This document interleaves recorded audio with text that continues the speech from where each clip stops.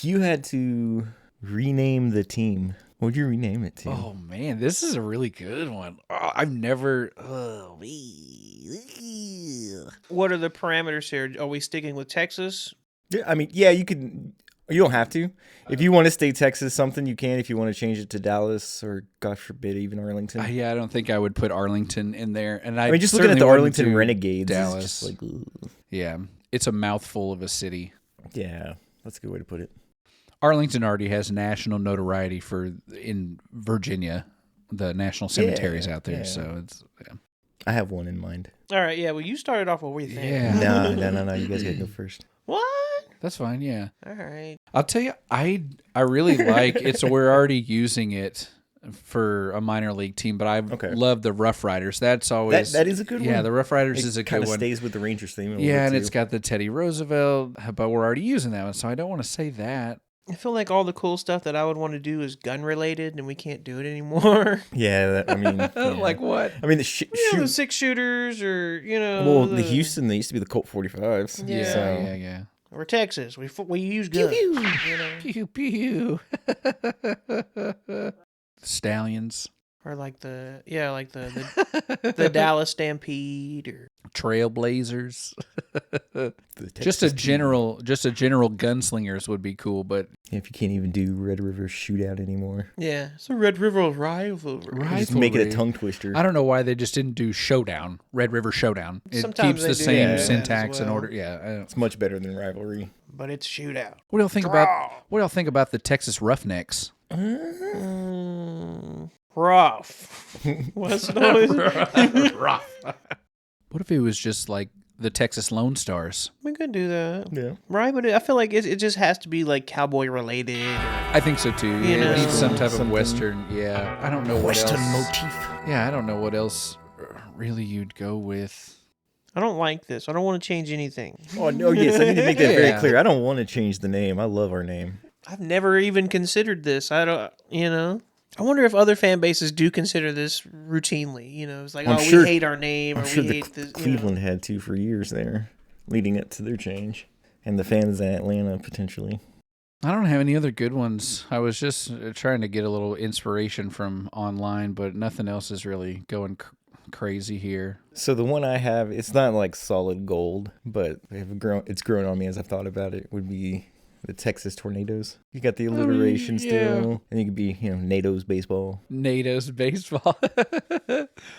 It's Silverado. It's got tornadoes in it. The problem is every time you come up with something, you're just like, it just doesn't sound as good as Texas Rangers.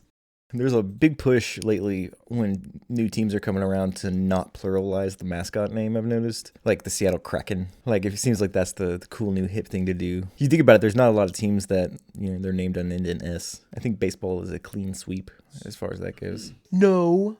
Am I wrong? No. White Sox and Red Sox end in X. Thank you very much.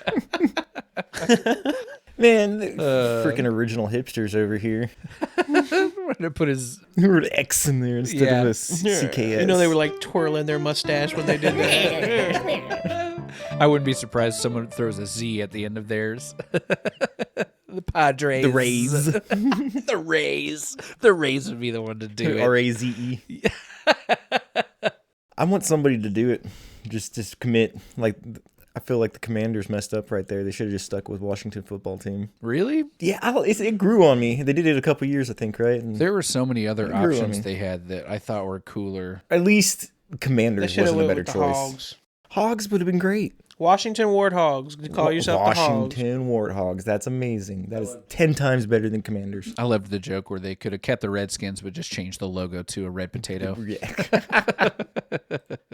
It's almost like they chose Commanders because it sounds good when you mention it with Cowboys. It's like, oh, Cowboys, Commanders. But it's a standalone. It's just terrible. Yeah, there were several. It was Armada was one, Brigade. For the Redskins rename? Yeah. Defenders, Presidents, Red Hogs. football team. I heard Red Wolves was a lot of people wanted that one. I liked the Admirals. That one was cool. That's better than Commanders. There was some creative that came out around the time with that one, and I really liked that one. And the Red Tails as well. That was for the nickname for the Tuskegee Airmen. Graphic design artists were having a field day with Washington back in the day. They're like, you mean we get to just go clean slate? Like all we got to really keep is the colors? And they still came up with this crap. The commies. Oh, Lord. The Washington Commies. They even downgraded the W logo because they had a W logo when they were the Washington football team, and then they changed it when they slightly altered it when they changed to the Commanders. It got worse. It's got the Washington Monument in the middle of it now, I think. Is that what that is? With I think so. With those slanted lines? Let me see. Have y'all seen how Dan Snyder is losing his I'm enjoying mind it thoroughly. over the success of that Washington football team. I met him one time when he was the owner of Six Flags down here when I was working, and he was really mean. Yeah? That He was a mean guy. surprise me somehow. That seems... And that is the truth. Yeah, that is not. He's very mean. Yeah, no one is surprised to hear that. What a dick.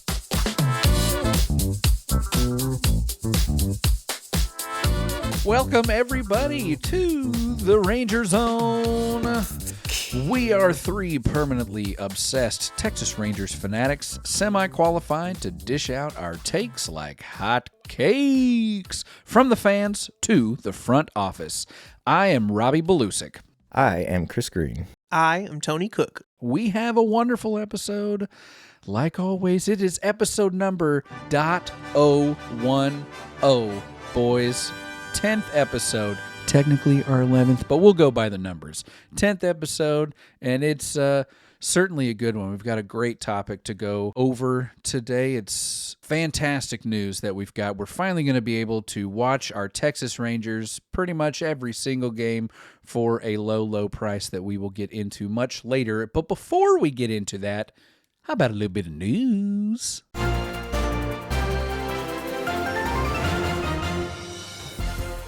Last week, we talked a little bit about some of the press conferences that CY and I think a couple other players may have had during FanFest. There were some more that I wanted to get to this week. There was just so much last week that we piled into news, I had to split it into two. First off the bat, Chris Young has announced that Pookie, Joshua, beautiful bad boy Smith, is going to be super utility Pookie this year. He's going to play first. He's going to play second. He's going to play third. He's going to play the outfield, and he's going to designated hit. Oh, no. Pook is missing. He won't be missing from this lineup because CY says he's going to be in it 4, if not 5, maybe even 6 times a week. That is a quote directly from the man himself. He mentioned, how hard this type of role, the super utility role, really is for a young player. Specifically too, yeah. It's typically guys who are a little more seasoned. They have bounced around maybe a few years and have been in a single position to kind of learn it more. Was maybe used to have elite defense at one position, but is no longer there and has to move around. Yeah, and he's been moving it around ever since he's been up here. So, you know who he's reminding me a lot of? Or it seems like we're trying to just straight up ask him to be this person. Yeah. Ben Zobrist. Okay. Mark DeRosa. Yeah. Yes. Just be that guy. Just exemplify the utility role. Mm-hmm. I wonder if he has a starting position at a single position. Starting spot at a single position on how many major league teams? Because he's good. I mean, he won the Silver Slugger last year. Yeah. And realistically should have been an all-star. He really should. That's we had 3 All-Stars and none of them were him. Well, and that's the reason he won that Silver Slugger. He deserved the Silver Slugger for sure. Yes, absolutely. At the utility position, but he was robbed of that all-star vote. I believe in him. I really do. This kind of gadget role, utility kind of guy, it's a dangerous role for a player to take on financially as well. Ooh, that's true. This is a little bit different. These guys I'm kind don't of necessarily get bridging paid. a gap between a couple of different sports here. Yeah. But Andre Iguodala was talking about that role that he took on with the Warriors, transitioning from an all-star type guy to a guy coming off the bench who ended up winning an NBA Finals MVP. Yeah. For guarding LeBron. I mean, you kind of deserve it. And so he talked about how it's a little tightrope that you have to walk between becoming invaluable in this utility role as opposed to what happens to most people where they become relegated to this utility role. And so he said that when it came time to do a contract, the conversation changed from being a team-oriented guy who had made sacrifices for the benefit of winning, and now that it's time to pay up, now this is the role we see you as, and this is the type of money that we're offering guys that give us the type of minutes that you give me. This is where the computer says your value is listed at. Even though you asked me to amplify what I give you in the minutes that you provide. So I've already sacrificed, and you want me to continue to sacrifice. We've recognized that you have bent over backwards, and now we're asking you to bend over forwards. I will say, bend over backwards so far that you come back forwards again. Yes. So old Pookie's got to be a guy who makes us make that financial commitment at the end of all of this. Don't make the sacrifice of playing time for no reason. Right. If they were to do him a solid and buy out a year or two of his free agency, or take care of him arbitration wise, where he didn't have to worry about it. With continued production, I would expect something like that to happen. Would be nice. Yes. I just wanted a quick piggyback off of your Andre Iguodala. In The Lion King, in the very beginning, the Circle of Life, when they're starting the chant before the actual vocalist starts singing, I always chant his name. Iguodala, Andre Iguodala. Yeah. Iguodala, Andre Iguodala. Iguodala, Andre Iguodala. Yeah, it's every time. From the day we arrived on the copyright strike.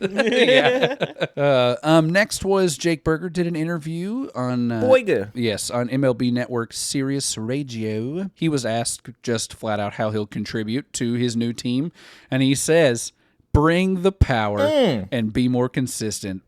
Yeah, and that he was excited to learn under Seager and Simeon, obviously defensively, which is, I love that. Him being next to Simeon, which is the second base, and Seager, the second base and shortstop, he's going to get the most interaction with them playing at first base.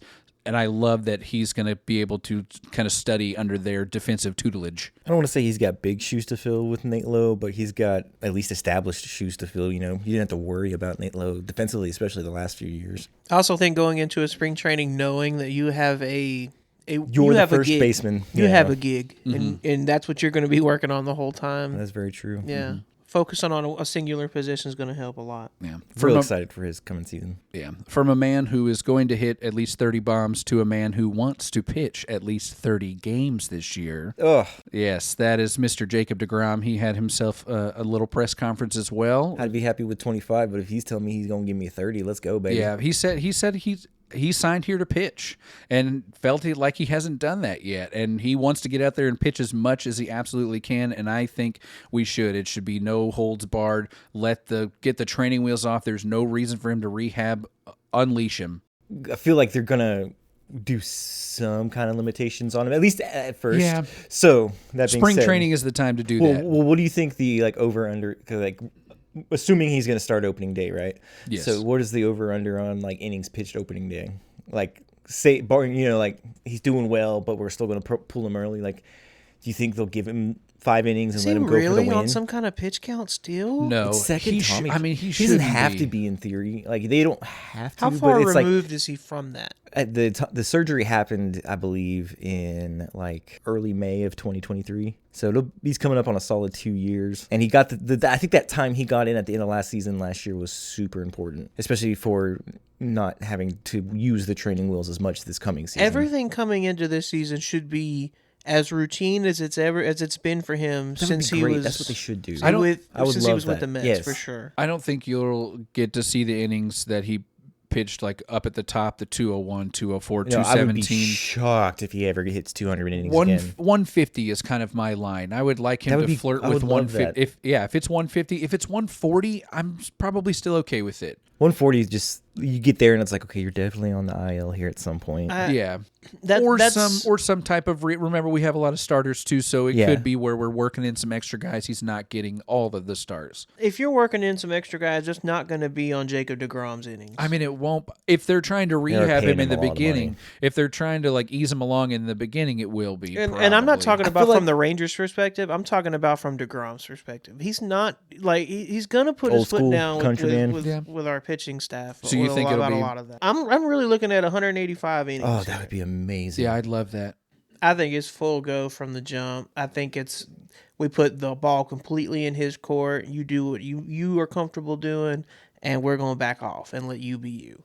The last player I wanted to get to was Evan Carter. CY was talking about how he is happy where Carter is health-wise, that, he resumed baseball activities. That was months ago when we talked about that, and he's been resuming those baseball activities ever since then. CY talked about how important he was and just how important it was for him to be on the field, for him to be a part of this lineup day in and day out. Definitely the lineup, he extends the lineup dramatically. Yeah. Having his presence there. When CY was asked about the center field role, he said that, we're probably going to be able to use Carter and Langford and Leote and at times Josh Smith to allow to keep these guys healthy and on the field more. Leote's still on the team. For now. Okay. For now. All right, he is certainly, him and Zeke are certainly trade bait. For a man that's number one starting center fielder on our world championship team, I sure am ready for him to go. Rotational roles in the outfield are for corner outfielders. Yes, if you are rotating your center fielder, you don't have a center fielder. I just want to give it to Langford. I think if we're going to trade Tavares and Zeke, it behooves us to let them get a little bit of playing put them in a time. package together, maybe. Yeah, yeah, because they need a bit of a bounce back from last year, like everybody else. So for us to get the value that these guys are really worth, which they're starters We'll on, start the season. Yeah, they're starters on at least 10 other teams, I would say. Leote for sure. Yeah. And Zeke's got he's really got a fighting chance. Yeah.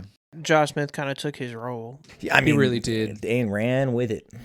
Well, that's the kind of thing you want to see Zeke do, though, right? I mean, like, if he can get on that kind of a streak, and then we could say, bye, get us some relief pitching in return or something. Mm-hmm. You should be able to get some decent relief pitching for a guy like Zeke, who's got probably another 3 years of team control left at least.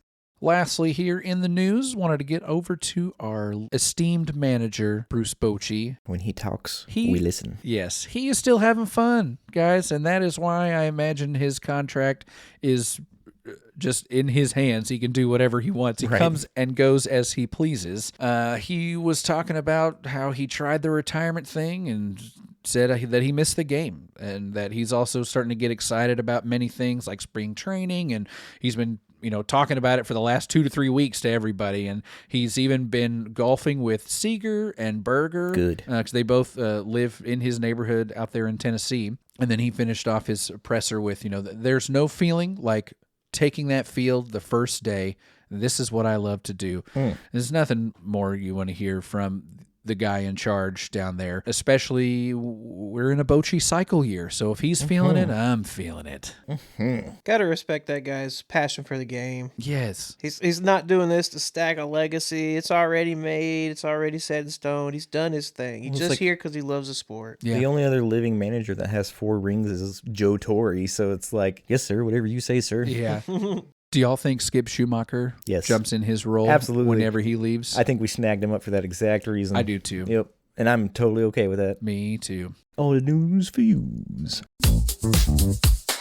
We've done this in the past for you guys, and we hope you've enjoyed it. Who did we do last time? Last time we did old boy for Kansas City, Reagan's. Reagan's, that's right.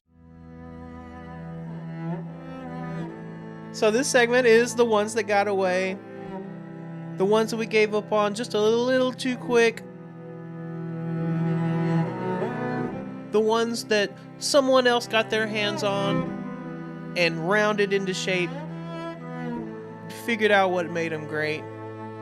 And if we had just held on to them a little longer, maybe we could have figured that out for ourselves.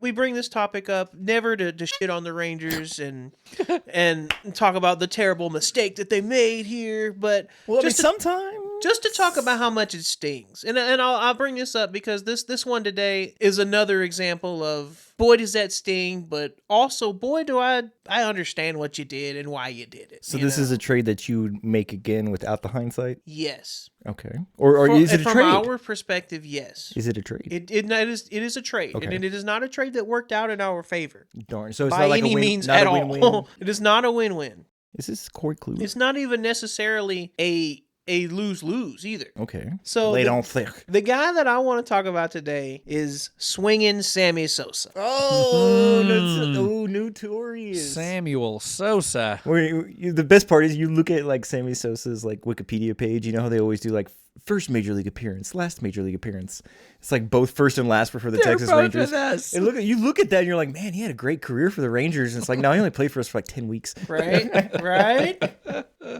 So, just a quick summary here for Sosa. Sammy Sosa played 18 seasons for 4 teams, mostly the Cubs. Jeez. He had a .273 lifetime batting average, 2,408 hits, 609 home runs, and 1,667 RBI. He was a 1-time MVP winner and a 6-time Silver Slugger Award winner. My goodness. Stole a bunch of bases too. 234. I want to get into that as well. Okay, so the Texas Rangers signed Sammy Sosa as a 16-year-old undrafted free agent out of the Dominican Republic. He made his debut for Texas and played for us for just a few weeks as a 20-year-old. We traded him to most of our listeners' surprise, not the Cubs. We traded him to the south side of Chicago, to the White Sox. We traded him to the White Sox for a deal that's surrounded mostly around Harold Baines. Oh, it was an old, washed-up Harold Baines, too. Harold Baines, and all right, he was not an old, washed-up Harold Baines. He wasn't? No. Ooh. He was just a Harold Baines that was hurt his entire time in Texas. Okay. He was a Harold Baines that was a 25 double, 20 to 30 home run guy before he got to Texas. And within 3 years of leaving Texas, he was right back to being that guy for another 4, 5, maybe 6 seasons. Yeah, that's insane. It's really crazy how that, when he was here, he had 3 entire home runs and then had 13, which, much better. But all of the seasons before, 29, 22, 20, 26. Look at all these home runs. I don't know what it was. It was the Heat. You know what general manager made that deal? Who was that? It was back in '89, so... It was Mr. Ranger himself. Old Tommy Grieve. Tom Grieve? Yeah. Yep, that was a Tom Grieve deal. I pulled up the comparison from Sammy Sosa to Harold Baines. What you got? Just to see, and their careers aren't terribly too far off. Harold Baines was a very productive player for a long time. Baines leads Sosa in games by about 500, 2,866 hits to Sosa's 2,408. Sosa outpaced him in home runs almost by double. 609 to 384. RBIs just barely. Sosa from 1667 to 1628. Stolen bases was Harold Baines did not steal many, 34 over all of his years. But Baines had the better batting average, 289 to 273, and the better on-base percentage, but just barely, 356 to 344. And then Sosa led in slugging and OPS, slugging by about 80 points and OPS by about 50 points. And then their OPS is separated by 7 points. It's Sammy at 128 and Baines at 121. Not two terribly different careers. Obviously accumulated in very different ways. Right, yes. You would make that trade without the hindsight? Yes. You sign this guy as a teenager. You feel like you've seen more of him than anyone else in baseball by a wide margin. Harold Baines is a proven hitting commodity. He is a fringe all-star type guy.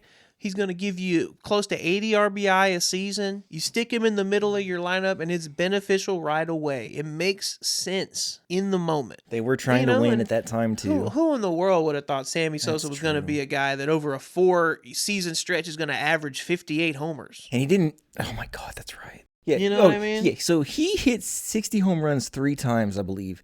And in those 3 seasons, never led the league in home runs. Definitely led the league in strikeouts during that span a couple of times. There is a lot of dark black when I look at his baseball reference page here, though. He's got a lot of highlighted stuff here for leading the league. Sammy's prime is one of the best primes of all time. So it may not have been a boneheaded move on the Rangers' part, but boy, is it a boneheaded move on the White Sox part to ship him to the Cubs. What did they give up, or do you know? Do you have that? He was traded from the White Sox to the Cubs in a deal for George Bell. Who? George Bell. I'm glad you said who. I've got a little bit of a I know Buddy deep Bell. dive on George Bell here. Is he Buddy's older brother or something? I don't know if they're related. look that Bell is such a common last name, you know. As far as George Bell, and this is the trade from Chicago, the south side of Chicago to the Cubs. George Bell played 2 years with the White Sox and then was out of baseball after that. Oh, man. His first year on the south side, he did have 112 RBI, though. It was a very good year for him offensively. But to get 2 years of a guy that you traded Sammy Sosa for. That's terrible. Ooh, my So goodness. I ended up on Sosa's numbers. ended up on Buddy Bell's baseball reference page. Oh, yeah. Why? we were talking about Speaking of Bell. Yeah, his prime was his first stint here in Texas, age 27 to 32. He averaged like 6 WAR a season, 6 wins a season. It was just amazing. This guy's prime was, Especially for a third baseman, right?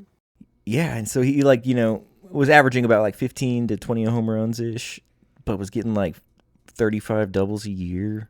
He was walking a bunch. Oh my gosh, his strikeout to walk ratios are insane. So George Bell, back to the... Yeah, George Bell. George Bell. back to That's the- how I got to Buddy. Yeah. Who is not related to Buddy Bell, who does have a father and son who both played in Major League Baseball, but were not George Bell. You know what? The Bell helicopter is right by my house as well, so... Is that near the Taco Bell?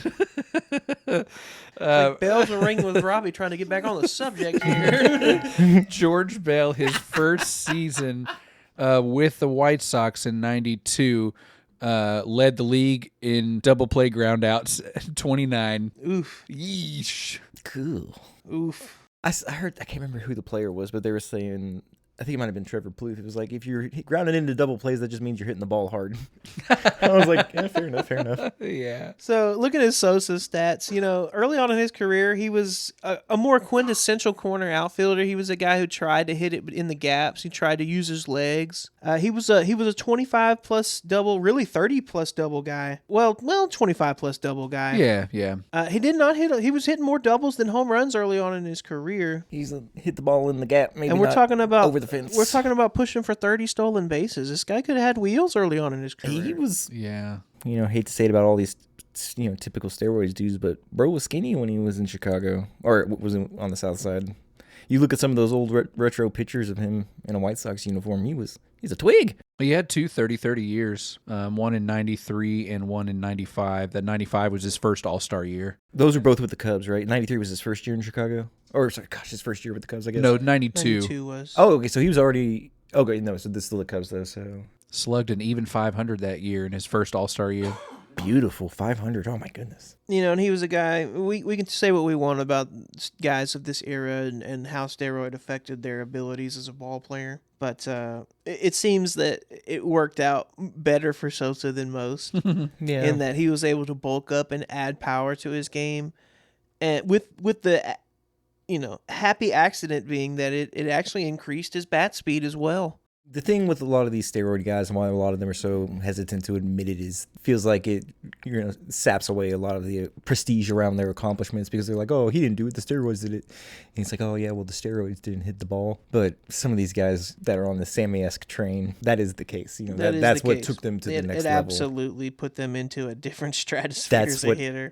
Like when you look at like Roger Clemens, like I watched a good documentary on him the other day. 2 primes from that man. Yes, and the second one is because of steroids. Absolutely. It maybe didn't, the fact that second prime existed was because of steroids. It allowed his body to essentially cheat the aging system for a little while there. Boston didn't let him walk because the money was too much. They let him walk because it was clear that his body was breaking down. Yes. A couple of quick points here on Sammy Sosa as I wrap this up.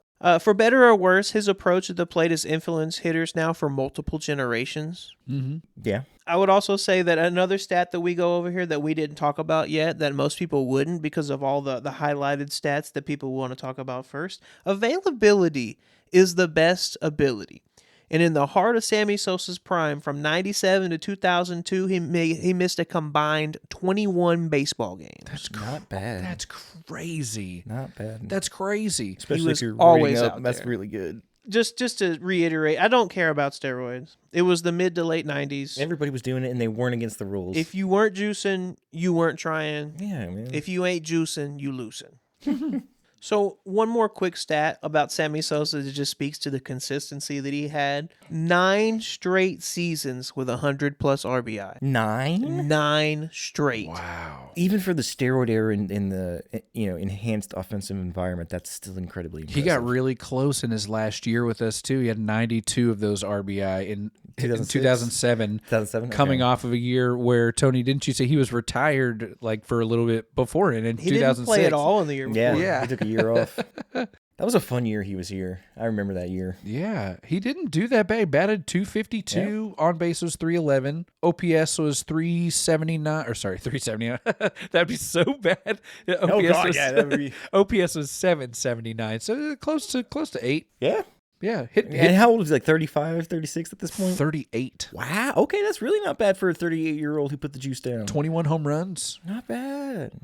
I may be wrong on this, but I want to say he hit his 600th home run with us against the Cubs, which was just poetic. The major rhetoric anytime we bring a subject like this up is, who's to say this guy would have ever found this version of himself in a Rangers uniform?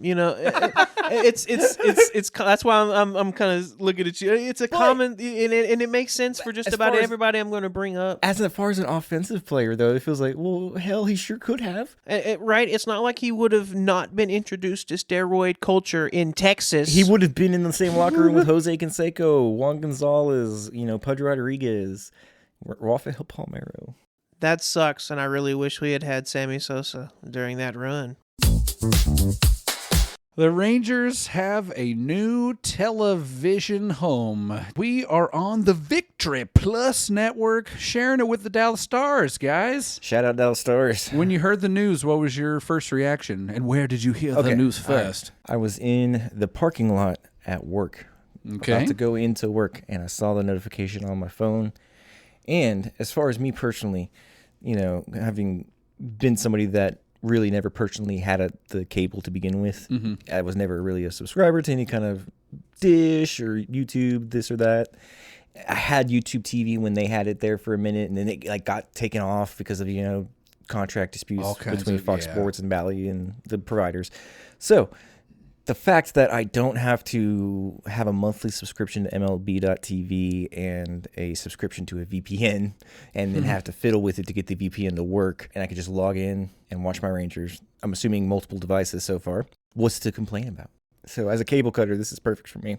All right, contrarian. I'm spoiled. Talk to me. Or actually, I don't think I'm spoiled. I just think that in 2025, to have a major franchise make their games available for free on local TV, that's a possible scenario, and that everybody's just being greedy assholes.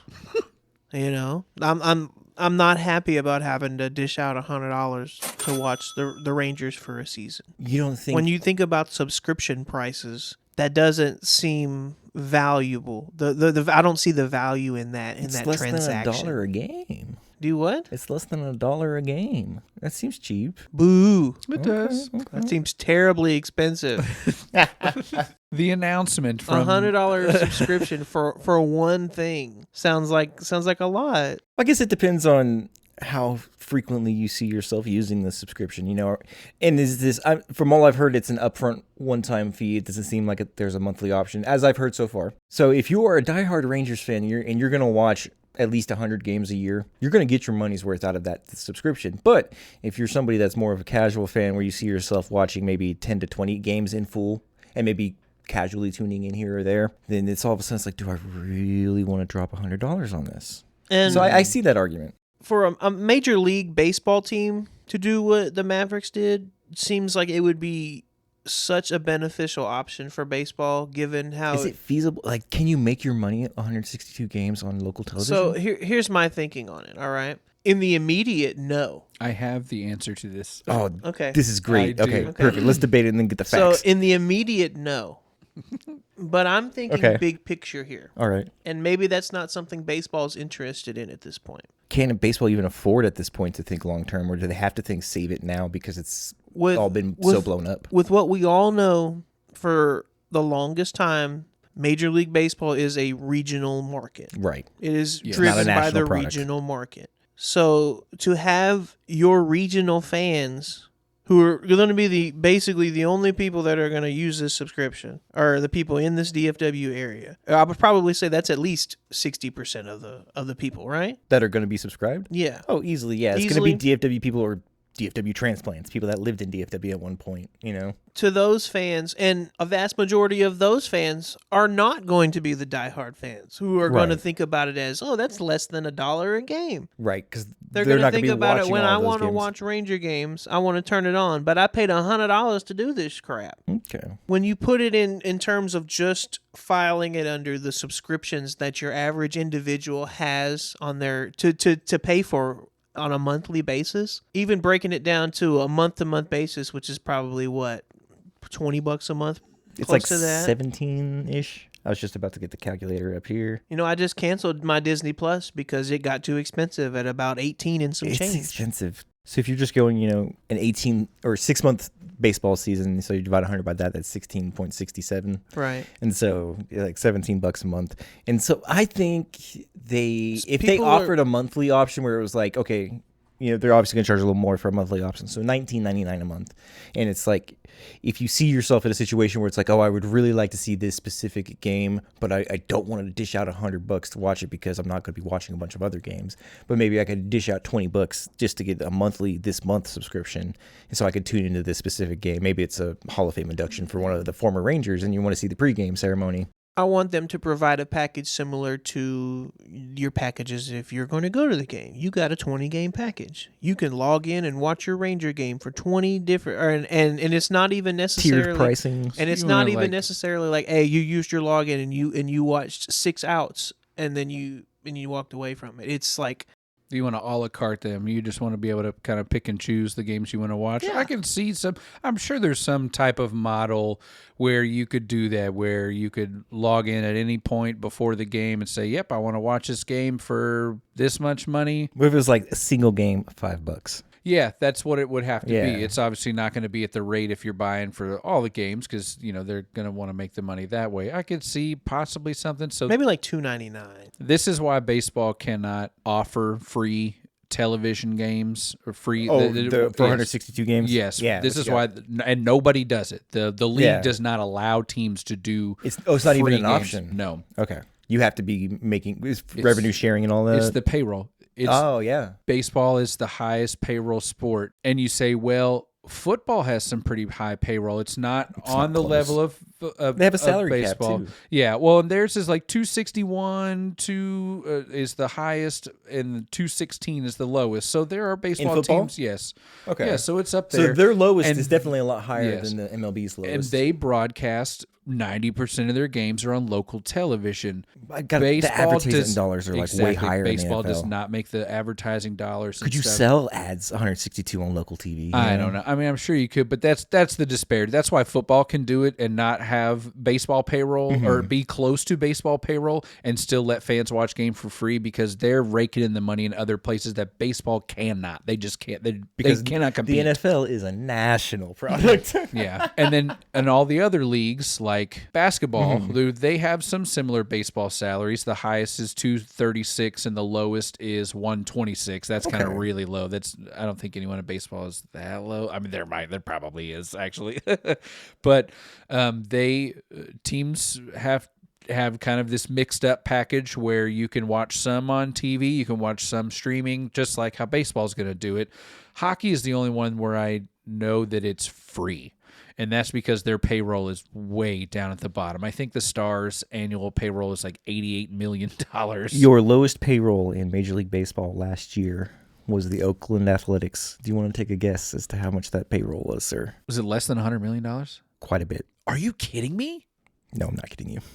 $68 million. I was going to say 72. 62. Oh. And there were 5 teams under 100 million last year, with the Reds almost joining them. So that's crazy. It's so front loaded at the top or top loaded at the top. Because there are 9 teams under $110 million in payroll last year. That's nuts. That's wild. And then you got the Dodgers who were spending like 314 last year for the Mets. It'll be interesting to see where the Dodgers rank. And does that deferred money count against this year's payroll, which I'm guessing it doesn't. So where will they be next year at? $240 million last year with all those stars and everything. And they were only 5th in payroll. It's wild to think about. Another reason why hockey can let their fans watch teams for free. The highest paid, or They make their money off of tickets mainly, I think. Probably. Ticket sales is their main revenue generator. The highest payroll is for the Washington Capitals at $99 million. Wow. Yeah. What a disparity between these two sports. Yeah, the lowest is the Columbus Blue Jackets at $67 million. I know you're a... That discrepancy is nowhere near what it was in baseball. No. Holy cow.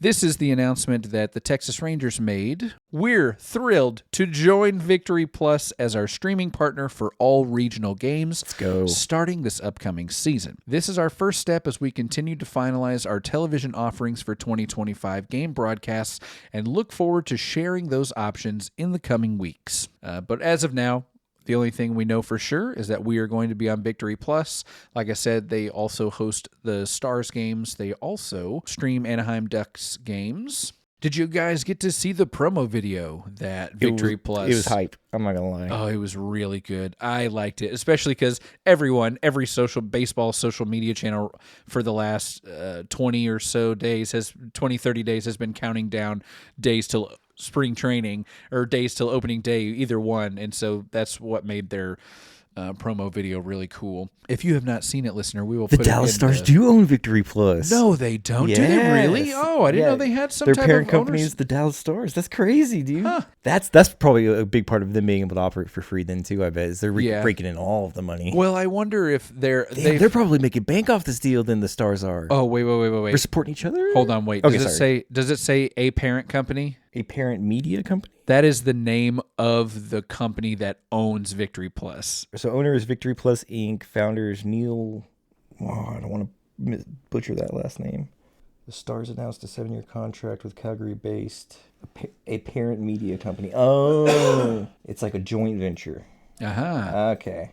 They stream a bunch of other stuff too. The network itself. They streamed a ticket. Yeah, they do. They have their own gaming one called Glitch. You can also watch the Dude Perfect channel on Victory Plus. Oh, that's cool. Okay. Yeah, and then they have like a kid streaming app called Kidoodle, and it's out of Canada. That I know some parents have said, "Oh yeah, that's cool." So, like Tony said, it's $100. It's going to be $100 to watch all of the games. There won't be any type of monthly breakdown. Yeah, there won't be any type of monthly subscription. It'll be all at once. It could be worse, like $190 worse. That's significantly worse. Like, so you're talking 290 total? No, just 190. Okay, yeah, that's still bad. Yeah. Okay. When Sinclair debuted the single-channel Bally Sports Plus app for all of its markets, fans in North Texas could subscribe and watch the Mavericks and Stars and Wings games, but the Rangers were a separate cost for $19.99 per month, which was $190 per season. That was from Brad Townsend of the Dallas Morning News. See, that's when it just got cheaper for me to get the subscription with the VPN. Yeah. I followed Evan Grant with this a lot. He was broke the news originally when I saw it, and then came up with 2 follow-up articles that I'll mention a lot in here. I found some things about the previous contract we had with Bally from Reuters and like Sports Business Journal. As far as any of the changes for the broadcast, that's all going to stay more or less the same. Dave Raymond is still going to be the lead analyst. They're going to rotate in some guys, some color guys, like just what like they did last year. Mm-hmm. It will mainly be Mike Bassick and David Murphy. Okay. Yeah. Okay. Anyone else you guys might like to see join that? I would like Not Pudge. Not I love Pudge. He's hard to yes. listen to talk, man. Oh my gosh. Not Pudge. I like when they get Macklemore in there. Yeah. He always has good takes. Yeah. I know Jared does but radio. He's busy on radio. Yeah, but it would he's be cool. Great. I love it'd be Jared cool to have Sandler. him do an inning here or there. I would like an AI rendering of Tom Grieve. We talk about cookies. Yes. Cookie talk. Oh, He's done yeah. enough games. We've got enough audio. Let's just put a Right. Tom Grieve bot up there, and he can Can be we get the one color for guy. Steve Busby too while we're in it? Yeah. Goodbye. Goodbye. There's still some stuff that is in the works. The announcement mentioned that this was just the first step. This is from Evan Grant. The release specifically states the agreement that represents the first element of the Rangers' effort to provide fans with the multiple viewing options in 2025. So the takeaway is that games are going to be available in other places at no subscription cost, like regular cable or some satellite providers. We're just not entirely sure what those are yet. And then, of course, the Major League Baseball also takes some of those games. That's not something unique to our situation, though, too. If you have had an MLB.TV subscription in the past, if the Yankees and the Red Sox are playing on ESPN, you can't watch that game on MLB.TV. Right. So that's a standard blackout online streaming thing. That's not going to be a just us thing. Yeah. Our COO, Neil Liebman, he also talked about the additional watching opportunities to come. He says Rangers intend to finalize deals on other platforms to widen access. Over-the-air packages, that's like what you would see, what we used to have like on our Friday night games when it was on KDFI. I miss stuff that like so that. much. Those were the days. The ones that the league does is MLB on Saturdays. Apple TV will have some games Friday on night Fridays. games, yeah. ESPN will do Sunday night games. And then I think those have we've got one coming up. I think against the Padres is our first Sunday night ESPN game. And those are all baked into everybody's TV schedule. So there will only be a small handful, 10 or so games that you won't be getting from the streaming package. You'll have to get them from wherever the league is doing them. All right, dear listener, Robbie has done the deep dive for you. I tried. I did. I dived as deep as I possibly could. I probably looked at over a dozen different news articles just to give everyone a kind of scope of what deal we were under before. What happened and how did we get here? Yeah. Like, why is the TV deal a mess? Yeah. Because I'm sure you heard about it, or at least over the last couple years, all of the stuff that's been happening with Bally and Diamond Sports. Yes, all the court dates. Yeah. Well, we're going to take you on back to the year of our Lord, 2010. The Rangers are going to the World Series. Yes. So our original contract with Fox Sports Southwest, that is when we signed that deal. It did not take effect until 2014. It was a deal for $1.5 to $1.6 billion for 20 years. That's a lot of money. Yeah. It was reported at one point like $3 billion, but there was like an inflated number. If you look it up, you'll see that. But the real figure was around that $1.5 billion. 5 years into this deal, in 2019, Diamond Sports Group bought Fox Sports Southwest.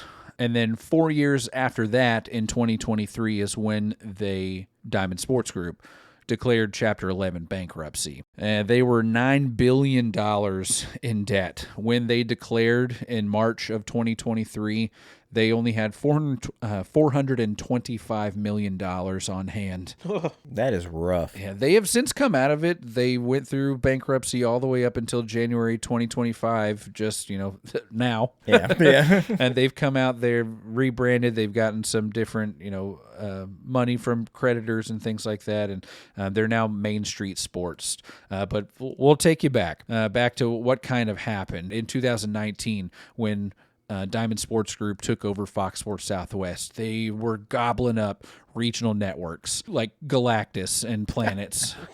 This was also at a time Diamond Sports Group is partnered with Sinclair. I think Sinclair is like a majority owner of sorts with Diamond Sports Group. Ooh. That's who was buying up all of these regional sports networks, specifically from Fox. They had 16 NBA channels, 14 MLB channels, and 12 NHL channels at that time.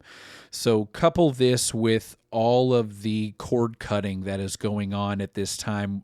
We're also... It's already going on before they acquired. Like, that's part of the thing is, like, why are you acquiring so much debt with a trend that's not looking good? Yeah, in 2019, let's not forget COVID happens right after that, so... Well, even it's just like the 2019 World Series was sponsored by YouTube TV. Like, it's like, what a dumb investment. Yeah. Oh, my goodness. So a lot of their legacy contracts were outdated. So we signed our original deal in 2010. This is 9 years into our deal. The television and broadcast and consumer landscape is not the same as it was Changed nearly a drastically decade over ago. a decade, Yeah. The in-home watching, the in-home TV watching experience is totally different, and they just could not keep up with their end of the payments due to the decline in viewership from cable subscriptions and satellite subscriptions. People were cutting cords left and right. I'm sure they couldn't charge as much for ads at the same time. Yes. It was a vicious cycle. To continue to pile on to this mess, contract blackouts were happening left and right on various channels. I mean, you've seen all of the commercials. Call your DirecTV rep and demand that you see the games that you pay. We've been seeing that forever. It's not something new. Dish Network, DirecTV. And it just kept happening more They're and all more and more. culprits of that, for Oh, sure. yeah. Yeah. Trying to make the other side look like the bad guy. Yeah.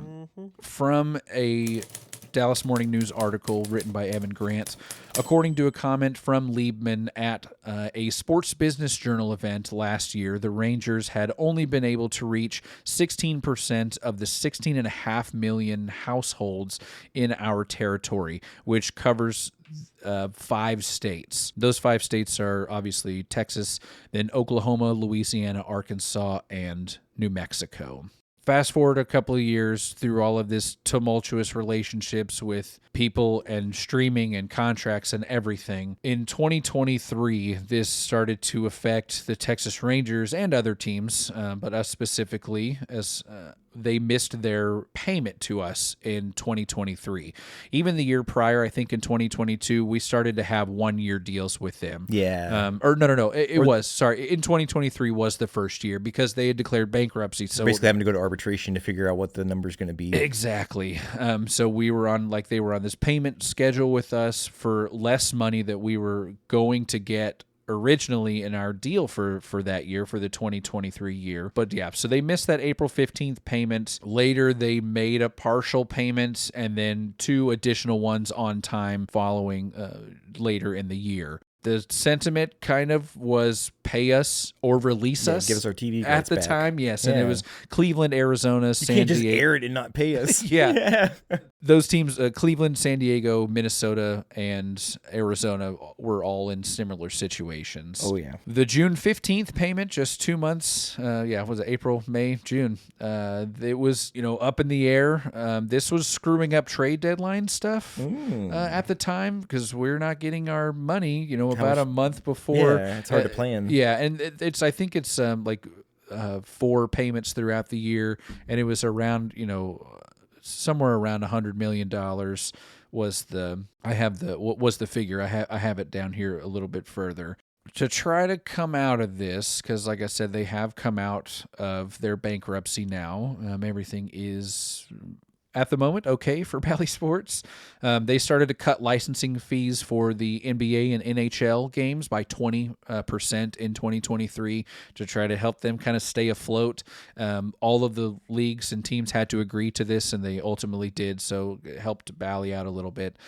To help the teams, too. They weren't having to pay as much. That's so goofy that the team that's vying for the World Series championship is struggling to put a TV contract together. That's just insane. Yeah, it really is. And then later in January of last year, 2024, they got some surprise help from Amazon with a $115 million investment. They were going to become a minority investor to stream more games for basketball, hockey, and baseball. However, later in August, they rescinded that offer.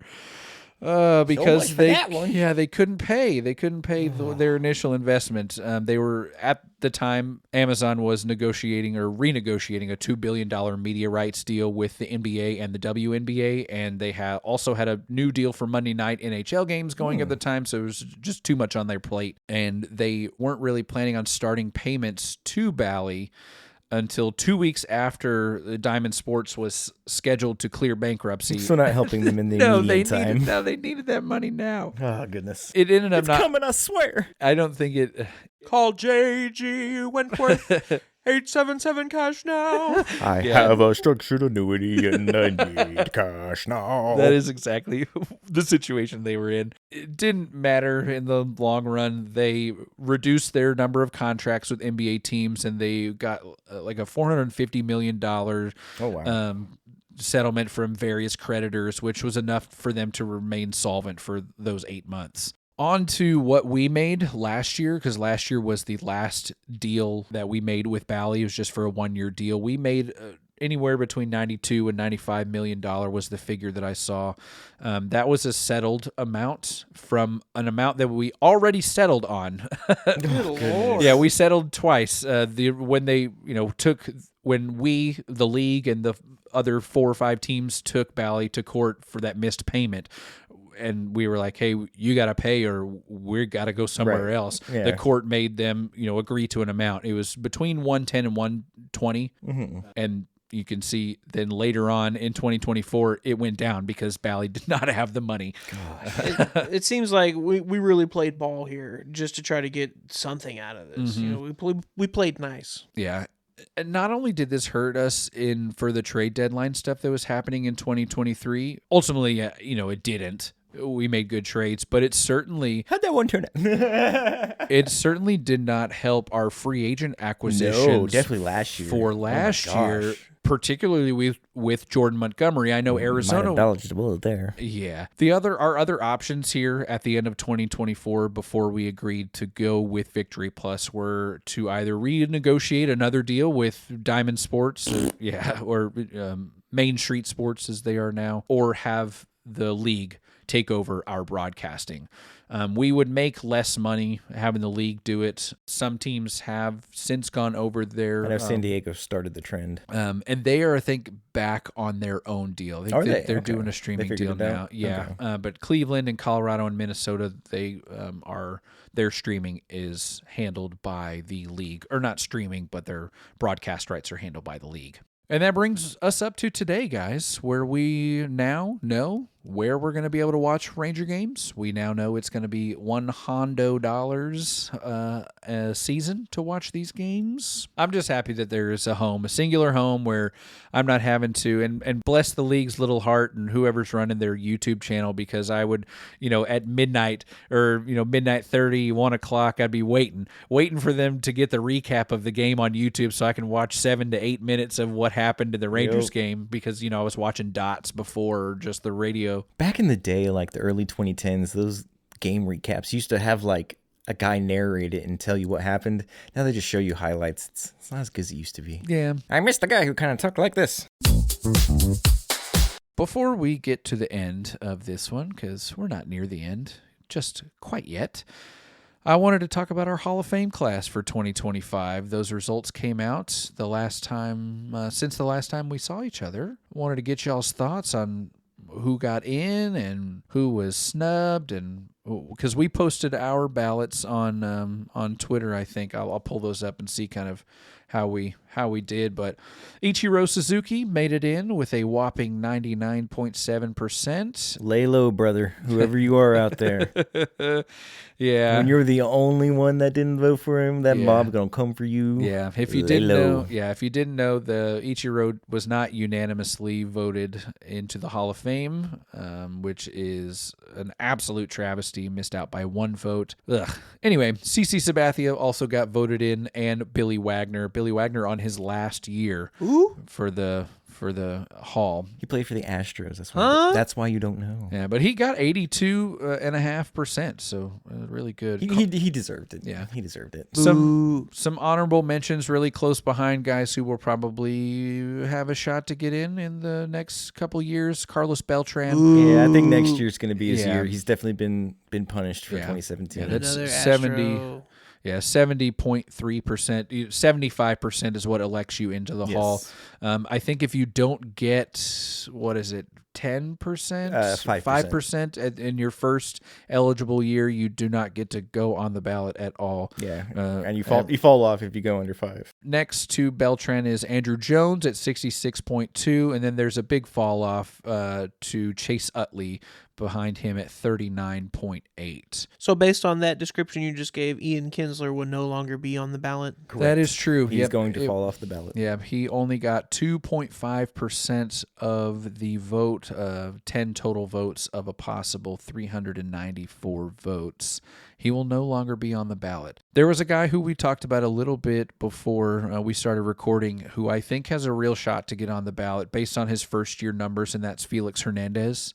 20% of the vote in his very first year. You don't see really any other guys in the first year with those kind of numbers. Dustin Pedroia is the next closest with half that, 11.9%. What are y'all's thoughts on Felix Hernandez's possibility of getting in? He never saw a playoff game, but the guy was lights out. It's strange. Sometimes your cumulative numbers don't tell the whole story. Mm-hmm. You know, sometimes a guy's prime. He's lacking on the cumulative numbers. Yeah, sometimes a guy's prime is more important than the whole picture. And what a prime it was. Yeah, led the league in several things. Got on my last nerve as a Rangers fan, I'll tell you that. Yeah, led the league in WAR in 2010 with 7.2. He also Cy Young that year. Yeah, also led the league in ERA 2.27 that year. 5 years I later, think he went like 13-10 though, because the Mariners' offense was so bad. 13-12. 13. Yeah. Oh my gosh. Yeah, led the league again in ERA at 2.14, and that was in Wow. 2014. Was every bit as good as Kershaw was in that era for a little while. Yeah. Mhm. Consistently been in the top 10 for Cy Young voting in 2009, 2010, 12, 13, 14, and 15. I think he'll hang around, but I don't think he'll get pushed over. I think he could very well be one of those guys like what happened with Billy Wagner, where it's the 10th year and people are like, man, he should be in. It would be interesting too to see what the feeling is and the narrative around starting pitching is a decade from now, because we're definitely, because it used to be like, oh, you got to have 300 wins, you got to have 3,000 strikeouts. Guess what? Nobody's getting in. Nobody's getting those numbers Yeah, no no more. one's really doing that anymore. Verlander's 45 and has 250 wins. Like, it's not going to happen again. Oh. So like the standards are gonna have to change, and if we get to that point where we do lower these standards, does Felix then get in? So I think that's going to be his best chance of getting in, is the standards being lowered. And you talk like the strikeouts, he's there, he's close. He's at 2,500 strikeouts for his career. I would not have guessed he got that close, honestly. I'm sure there are dudes in the Hall of Fame with 2,500 strikeouts. So the topic that we've got to discuss is the Ichiro getting, hosed by one vote. And it's the same, it's a lot of people I've seen online are saying that it's either the same or even worse than when Jeter was left off by one, or when Griffey was left off by 3. Mm-hmm. Who's leaving Derek Jeter and Ken Griffey, and for that matter, Ichiro Suzuki off a ballot? It's got to be some dude, I'm going to do it because I can. It's got to be that, because the argument used to be, well, if Babe Ruth's not unanimous, then nobody gets to be unanimous. But we made a reliever the first unanimous Hall of Famer. So the whole argument where, oh, nobody else is, unanimous. Well, a reliever. What's a reliever? A failed starter. So somebody who couldn't make it as a starter to begin with is the only unanimous Hall of Famer in history. So you can't make that argument anymore. Yeah. So it can't be that. So it's got to be somebody just standing on their laurels of being that guy. I don't get it. Or And there's is this one of those protest blank ballots? Like, I'm not going to vote for anybody because somebody made some stupid policy that didn't even relate to the Hall of Fame regarding baseball. I don't know. I know that we're going to get the article eventually. Somebody's going to come out. Nobody's owned up to the Jeter one yet. It's the same dude. That's why. It probably is, right? Take his vote away. What if it's like a tabulation error? Someone didn't I would have loved feed for the Scantron right or something. Somebody brought this up on a podcast I was listening to. They're like, should the Hall of Fame call that voter and be like, did you really mean to leave I this think person off the really. ballot? I mean, you've got to. Ichiro has always been one of my favorite players, of all time. He was an absolute force to be reckoned with. Every single year he played, the dude was a monster. Oh yeah. And I really don't get how he doesn't get unanimously voted in. Everything is so uniform and cookie cutter with baseball. It's difficult to find a guy who's capable of being as unique as Ichiro was. You know, that was really one of a kind. You know, Yeah. I don't. You know, baseball is one of those sports where we don't really give people a ton of credit or give them a ton of blame for winning or not winning rings compared to, say, basketball or quarterbacks for football. We really value your individual statistics in baseball. Well, thank you, dear listener, for playing along on another episode of The Ranger Zone. It always means a great deal that you take the time to spend the time with us, the string of half-lit Christmas lights that are still on your house. They gonna be there for a while too. Yeah. Next week, I'm not entirely sure, like you've heard before. As always, you can keep up with us, trying to keep up with social media on Instagram and on Twitter and on YouTube at Ranger Zone Pod. That is at Ranger Zone Pod. We are worth a follow for the nonsense alone. And of course, you can listen to us just about anywhere ye get your podcasts. Thank you again. This has been the Ranger Zone, and ye hath been Robbie Belusic. I am Chris Green. I am Tony Cook. Oh, and that is the way the baseball go. I like to groove and boogie. Oh, show me some dance moves. Ride your giant feet out there on the beach. Could have outrun them birds.